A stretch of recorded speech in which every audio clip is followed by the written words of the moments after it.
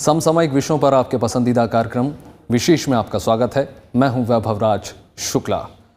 आज से 162 साल पहले 10 मई 1857 के दिन दिल्ली से करीब 80 किलोमीटर दूर मेरठ में अंग्रेजों के खिलाफ पहली जंग लड़ी गई थी।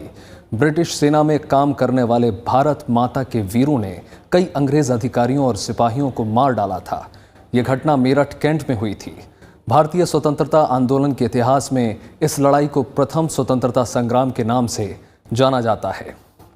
इस लड़ाई ने पूरे देश में अंग्रेजी हुकूमत के खिलाफ विद्रोह की बिगुल बजा दी थी और कमोबेश पूरे देश की जनता इस प्रथम स्वतंत्रता संग्राम में शामिल थी। दरअसल ब्रिटिश शासन के अत्याचार और शोषण से त्रस्त भारतीय सिपाहियों और जनता ने इस लड़ाई के जरिए ब्रिटिश शासन की नींव हिला दी। जात पात और धर्म से ऊपर उठकर आज़ादी की इस पहली लड़ाई में समाज के हर वर्ग ने हिस्सा लिया। आगे चलकर भारत की आज़ादी से जुड़े आंदोलन में इस प्रथम स्वतंत्रता संग्राम का काफ़ी व्यापक असर पड़ा।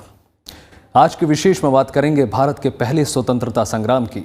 जानेंगे उन वीर सैनिकों के बारे में जिन्होंने इस क्रांति में अपनी जान की कुर्बानी दे दी। इसके साथ ही बात करेंगे प्रथम स्वतंत्रता संग्राम का आगे चलकर भारत की आज़ादी पर कितना प्रभाव पड़ा। तो आइए शुरू करते हैं आज का विशेष।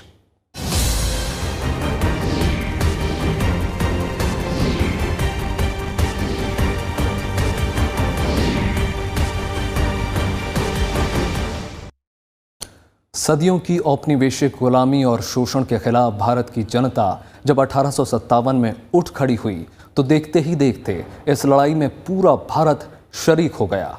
पहली बार गुलामी और ब्रिटिश नीतियों के खिलाफ इस लड़ाई में ये भी तय हो गया कि अंग्रेज अपराजय नहीं हैं और उन्हें हराया जा सकता है। 10 मई 1857 को मेरठ से शुरू हुई इस लड़ाई को आज़ादी की पहली लड़ाई यानी प्रथम स्वतंत्रता संग्राम कहा गया। आइए जानते हैं भारत के प्रथम स्वतंत्रता संग्राम की कहानी को।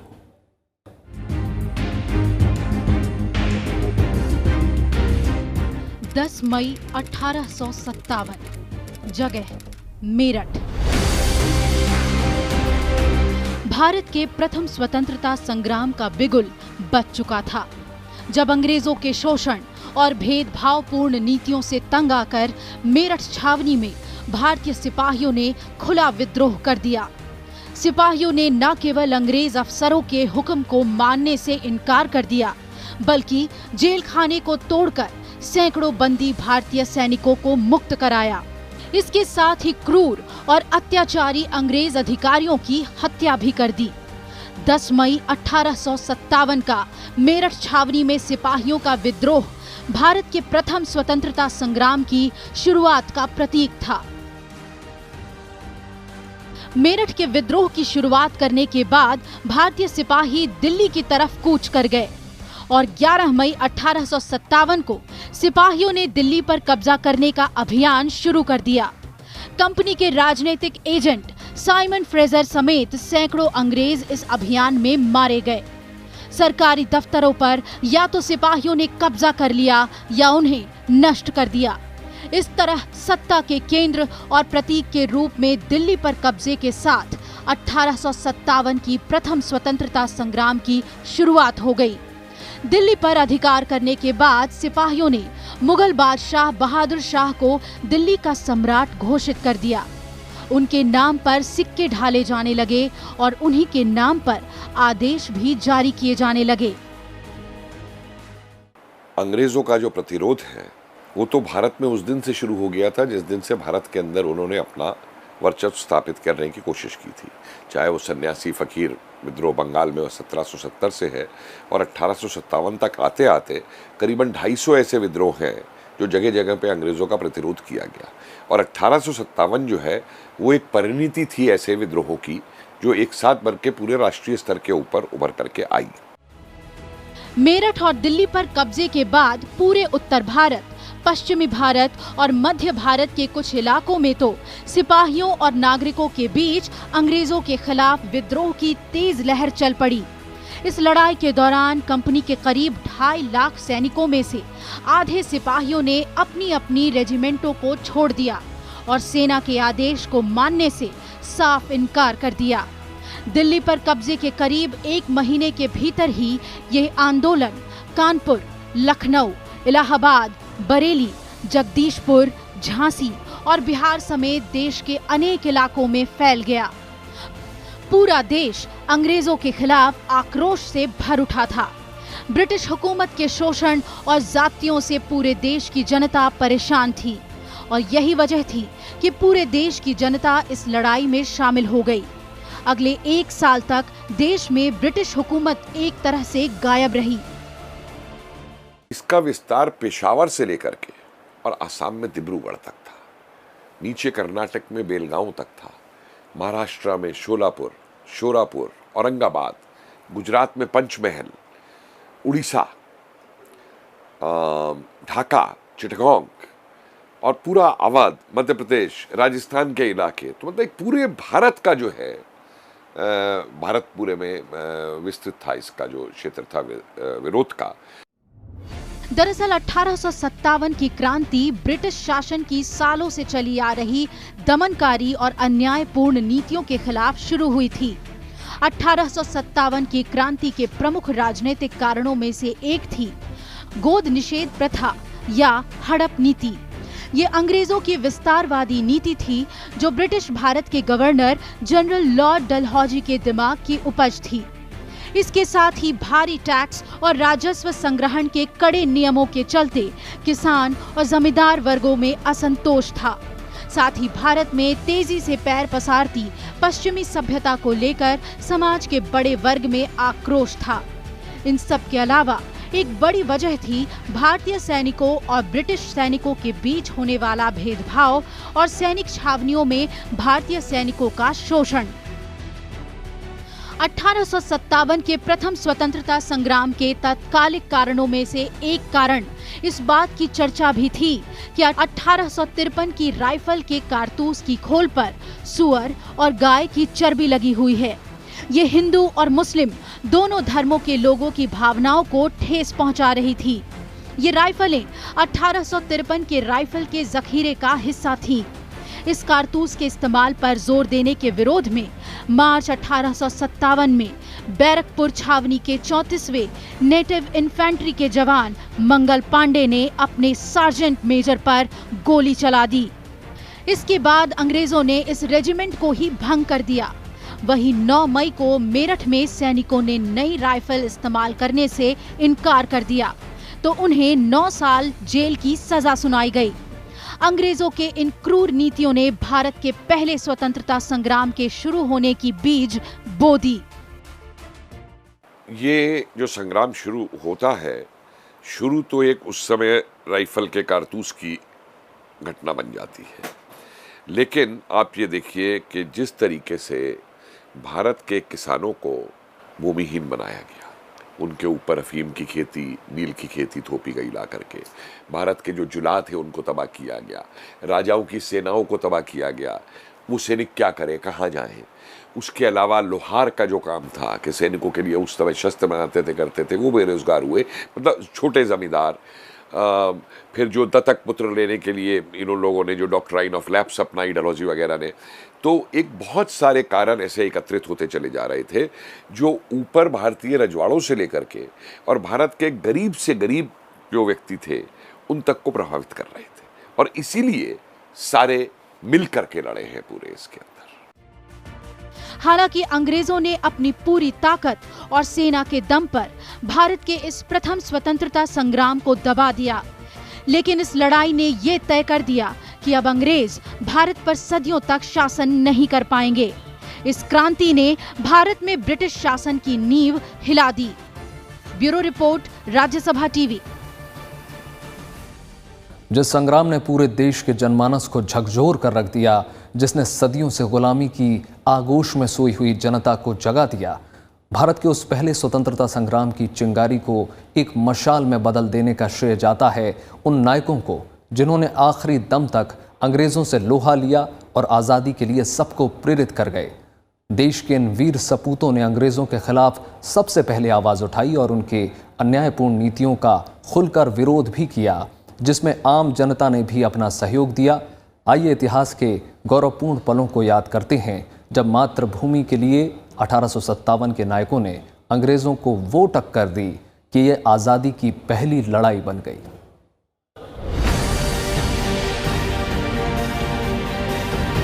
आज़ादी की पहली लड़ाई, जब अंग्रेजों को हिंदुस्तान की सरहदों से हमेशा के लिए खदेड़ने के लिए देश के वीरों और वीरांगनाओं ने हाथों में तलवार थाम ली। एक साथ उत्तर भारत और मध्य भारत के मुट्ठी भर क्रांतिकारियों ने अंग्रेजों के खिलाफ बिगुल फूंक दिया था। क्रांतिकारियों ने मुगल बादशाह बहादुर शाह जफर के नेतृत्व में क्रांति का संचालन किया और ठान लिया कि दिल्ली की गद्दी पर हिंदुस्तान के शहंशाह बहादुर शाह काबिज होंगे। मुगल बादशाह सत्ता से बेदखल और बेहद कमजोर हो चुके थे, लेकिन इस क्रांति को अपना समर्थन देकर वो इस लड़ाई के प्रतीक बन गए। आंदोलन को बड़ी ताकत मिली थी रानी लक्ष्मीबाई जैसी वीरांगना से। 1853 में गंगाधर राव की मृत्यु के बाद झांसी को अंग्रेजी राज्य में मिला लिया गया था और रानी को पेंशन दी गई।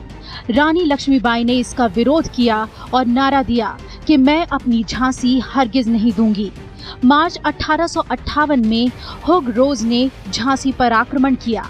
तब रानी ने दृढ़तापूर्वक अंग्रेजों का मुकाबला किया। रानी लक्ष्मीबाई के युद्ध कौशल के अंग्रेज भी कायल हो गए थे। 17 जून 1858 ईस्वी को अंग्रेजों से युद्ध करते हुए रानी ने वीर गति प्राप्त की, लेकिन हर मोर्चे पर उन्होंने अंग्रेजों के दांत खट्टे कर दिए थे।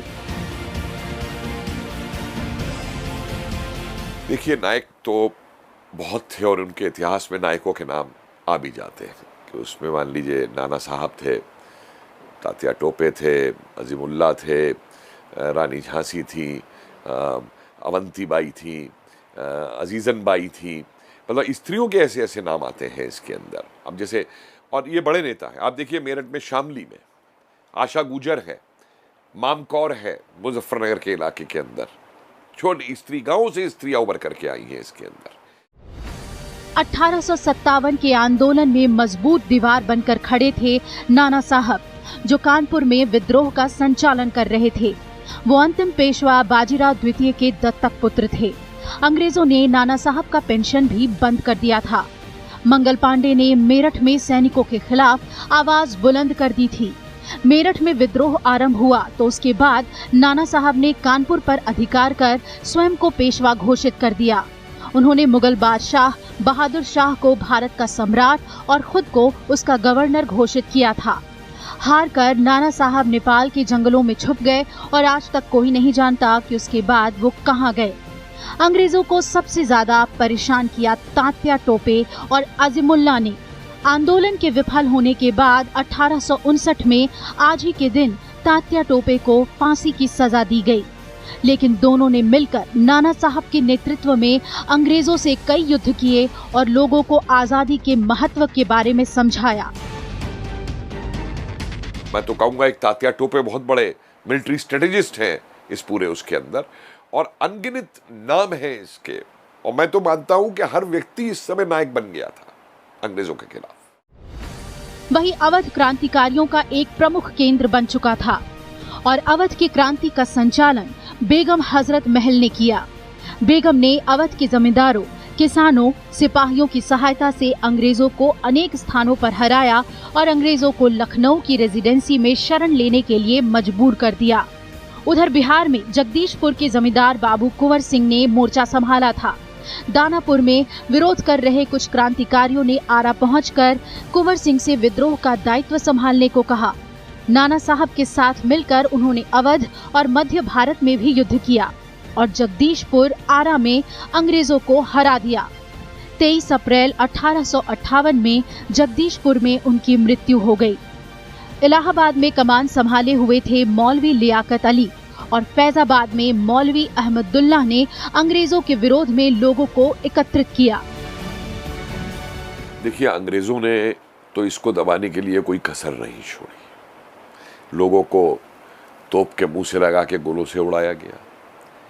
गांव के गांव जो है उनका नाम मिटा दिया गया नक्शे के ऊपर से।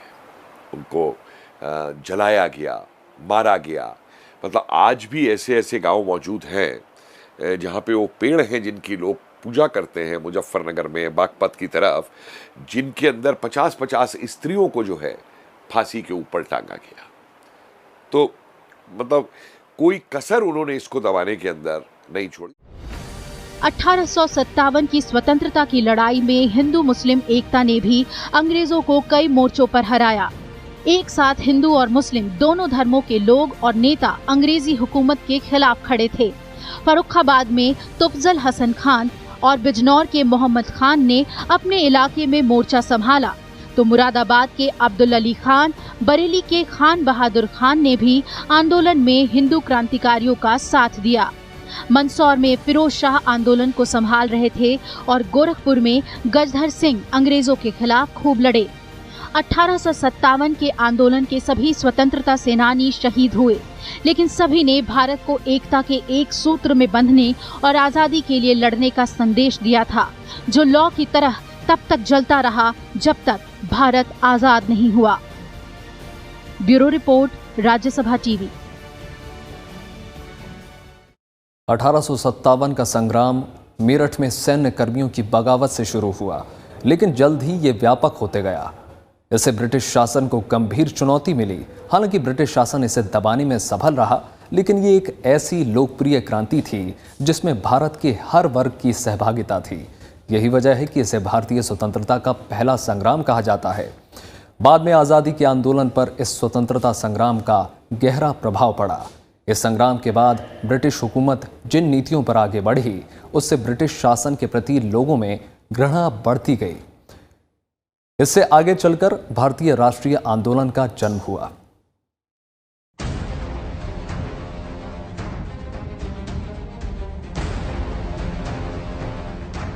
(1857) के विद्रोह को कई नाम से जाना जाता है, लेकिन दरअसल अंग्रेजी हुकूमत के खिलाफ यह भारत का पहला स्वतंत्रता संग्राम था। 1857 का संग्राम ब्रिटिश शासन के खिलाफ एक बड़ी और महत्वपूर्ण घटना थी। उस वक्त किसी को नहीं मालूम था कि इस संग्राम से जो चिंगारी धीरे धीरे भारत में फैलने लगी थी, वो अंग्रेजी हुकूमत को भारत से खदेड़ने के लिहाज से काफी महत्वपूर्ण साबित होगी। भले ही 1857 और आजादी के बीच करीब 90 साल का फासला रहा, लेकिन इस संग्राम ने आजादी की आंदोलन की नींव रख दी। इसके बाद पूरे भारत में अंग्रेजी शासन के खिलाफ एक लहर पैदा होने लगी। अंग्रेजी हुकूमत ने 1857 के संग्राम को कुचलने के लिए जिस तरह की निर्दयता दिखाई, उससे लोगों के बीच ब्रिटिश शासन की वास्तविक मंशा जाहिर होने लगी। लोगों में संदेश गया कि अंग्रेज किसी भी तरह से भारत पर शासन करना चाहते हैं। हम कह सकते हैं कि 1857 के संग्राम से बाद के आजादी के आंदोलनों को प्रेरणा मिली। इसने बाद के आंदोलनों को एक नई ताकत दी। जिस विद्रोह को अंग्रेज कहते हैं कि उन्होंने दबा दिया, मैं उसकी व्याख्या इस तरीके से करता हूं कि ये आग दब जरूर गई थी, लेकिन बुझा नहीं पाए थे, और इस आग ने एक चिंगारी का रूप ले लिया था।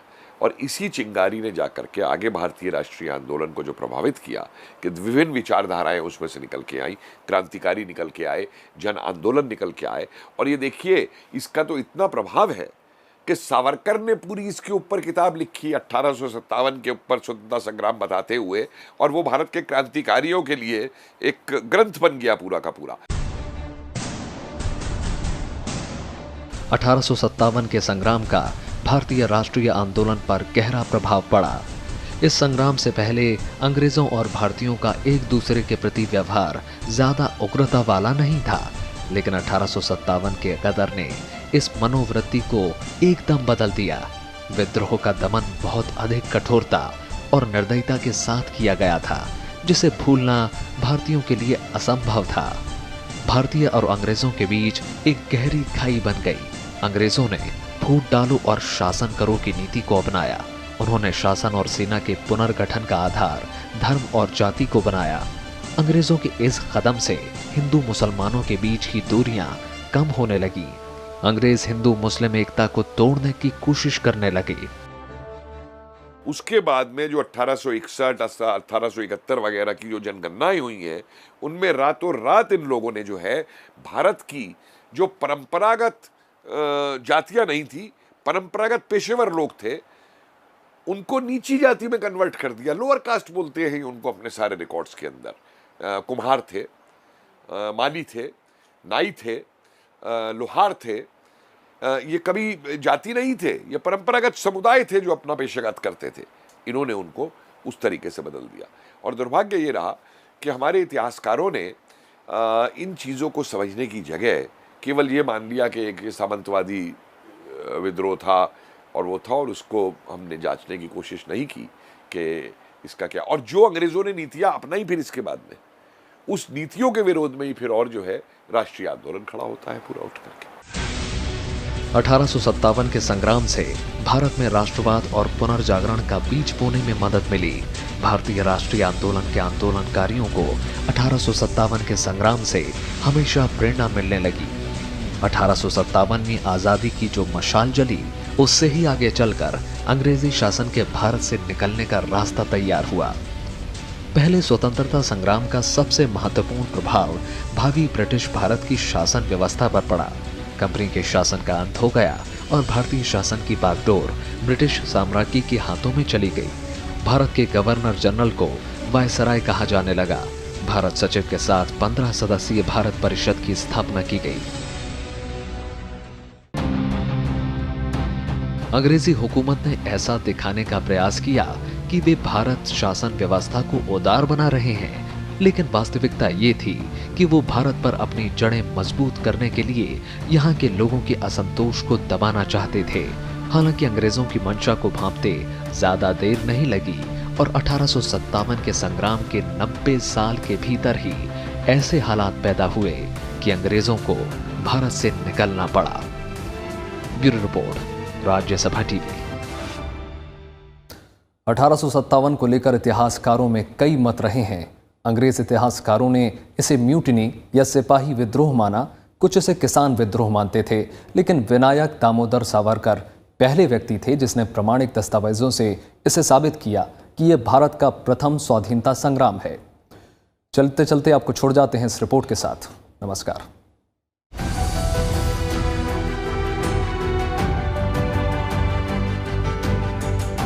विनायक दामोदर सावरकर ने 1909 में the Indian war of independence लिखी। इस किताब में उन्होंने पहली बार लिखा कि ये जन विद्रोह भारतीय स्वतंत्रता आंदोलन का पहला संग्राम था। हिंदी में यह पुस्तक 1857 का स्वतंत्र समर के नाम से छपी। हालांकि ये प्रकाशन से पहले ही प्रतिबंधित कर दी गई, लेकिन ये किताब आजादी की लड़ाई में क्रांतिकारियों के लिए प्रेरणा का स्रोत बनी रही। 1947 में जाकर ये सार्वजनिक हो पाई। 38 सालों के दौरान गोपनीय तरीके से इसके कई संस्करण छपे और कई भाषाओं में लोगों तक पहुंचे। क्रांतिकारियों ने ही इसे छिपाकर लंदन से भारत पहुंचाया। एक दौर में क्रांतिकारी इसे गीता जैसा दर्जा देने लगे। ये पुस्तक सावरकर ने महज 25 साल की उम्र में लंदन में पुस्तकालयों में अध्ययन और अनुसंधान करके लिखी, लेकिन इसके छपने से पहले ही उस पर भारत और इंग्लैंड में इस पर प्रतिबंध लगा दिया गया। इसके लिए सावरकर ने व्यापक अध्ययन कर पूरी पृष्ठभूमि को समझा, तमाम जरूरी दस्तावेजों को भी जुटाया और साबित किया कि ये कोई सिपाही बगावत नहीं, बल्कि भारत का पहला स्वाधीनता संग्राम था जिसमें सभी समुदायों की भागीदारी थी। भारतीय संदर्भ में इसे पहला ठोस और प्रमाणिक ग्रंथ माना जाता है। इसके पहले 1857 के बारे में अंग्रेजों का यही प्रचार था कि ये महज सिपाही विद्रोह था। उसे गदर कहकर प्रचारित किया गया। हालांकि सावरकर की यह पुस्तक मूल रूप से मराठी भाषा में लिखी गई। सावरकर ने पहले ही भांप लिया था कि इसके छपते ही अंग्रेज इसे जब्त कर लेंगे। तभी इसकी हस्तलिखित 3 प्रतियां तैयार कर एक प्रति उन्होंने भारत में छापने को अपने भाई बाबा राव सावरकर को भेज दी। दूसरी प्रति फ्रांस में भीकाजी कामा के पास तथा तीसरी प्रति अपने मित्र डॉक्टर कोठिन्नो के पास भेज दी थी। इसका अंग्रेजी अनुवाद लाला हरदयाल और भीकाजी कामा के प्रयासों से छपा। इसे बाद में क्रांतिकारियों के बीच व्यापक रूप से बांटा गया। ये ग्रंथ बेहद लोकप्रिय हुआ और इसके अनगिनत संस्करण गोपनीय तरीके से छपे। सावरकर की ये किताब तमाम क्रांतिकारियों के लिए प्रेरणा स्रोत बनी। इसी किताब की प्रेरणा से गदर पार्टी का जन्म हुआ। शहीद भगत सिंह को भी इस किताब ने इतना प्रभावित किया कि उन्होंने राजा राम शास्त्री की मदद से इसे छपवाया। राष्ट्रीय पुरुषोत्तम दास टंडन से लेकर रास बिहारी बोस को भी इस पुस्तक ने बहुत प्रभावित किया। नेताजी सुभाष चंद्र बोस के प्रयास से इसका तमिल संस्करण भी छपा। विदेशों में इसके कई गुप्त संस्करण छपे। इस किताब ने काफी हलचल पैदा की। आजादी के पहले और बाद में अंग्रेज अफसरों और इतिहासकारों ने प्रथम स्वतंत्रता संग्राम पर बहुत सी किताबें लिखी, लेकिन पहले वीर सावरकर की किताब इनमें सबसे आगे है और इसमें वास्तविक तस्वीर पेश करने का प्रयास किया गया। अंग्रेजों ने इस जन क्रांति के नायकों ही नहीं, उनसे सहानुभूति रखने वालों का दमन अत्यंत नृशंसता के साथ किया। उनके इश्तिहार, अखबार, पत्राचार तथा अन्य दस्तावेज बड़े पैमाने पर नष्ट कर दिए। भले ही 1857 और आजादी के बीच करीबन 90 साल का फासला रहा, लेकिन इसने बाद के आंदोलनों को एक नई ताकत दी। Bureau report, Rajya Sabha TV.